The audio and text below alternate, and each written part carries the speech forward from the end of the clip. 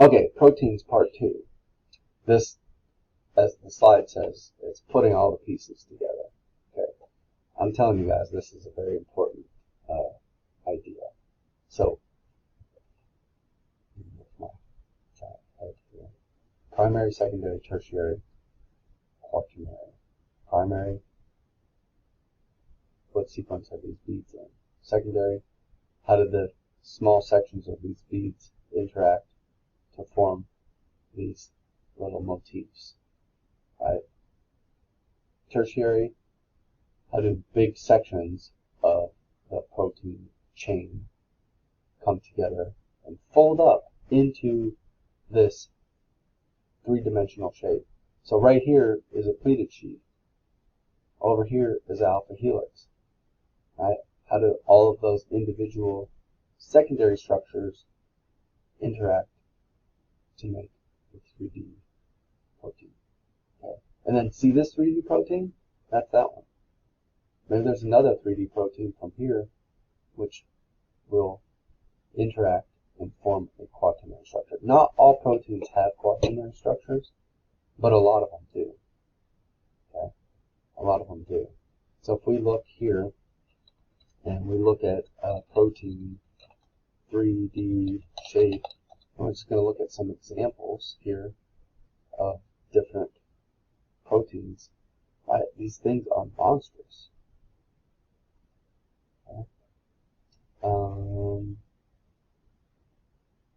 Trying to find examples of these things, or like what they're actually called.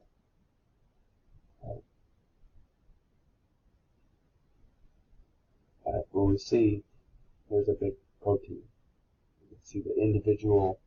I don't know if this is more than one tertiary structure, but assuming it's just one, we see all these two-dimensional, or not two-dimensional, secondary structures within it, right? And they all come together to form the tertiary structure.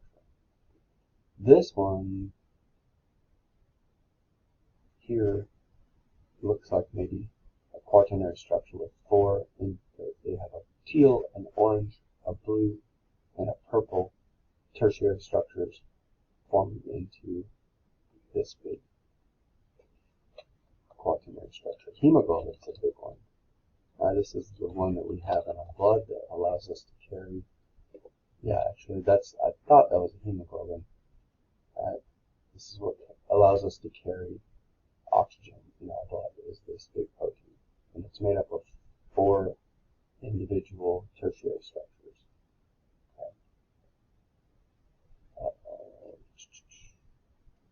Okay, so that is protein structure. Now, ultimately, what determines the quaternary structure is the primary structure.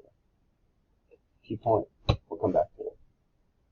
Okay, so, for example, sickle cell anemia. Very common in certain populations. People whose heritage comes from tropical areas, they tend to have this disease. And it is related to just changing one amino acid in this huge hemoglobin protein. If you switch the amino acid at position 7 from glutamic acid to valine,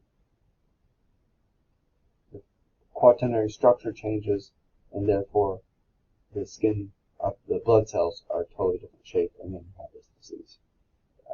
So this is how any disease that is caused by genetics has a very similar story, and how that change in the genetics affects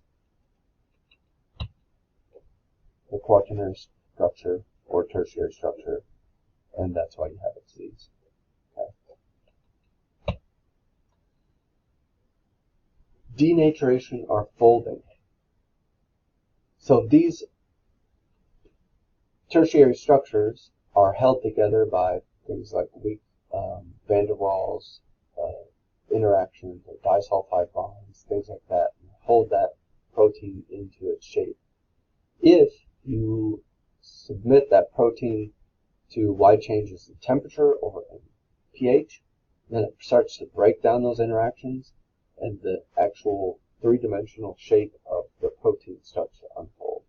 Okay? And that is exactly why things like really high fever are dangerous, because they could affect the enzymes in your organs, which would cause organ failure. Right? Denaturation. This is why we cook our food. We take the proteins, we denature them, we change the shape of them, and then bacteria can't get in there and metabolize those proteins anymore. Okay? And that is why cooked food doesn't rot as quickly, and why it's more safe for us. So when you see an egg white changing from that clear to a white color, it's actually the albumin is denaturing, changing shape, and therefore it just appears different. Okay.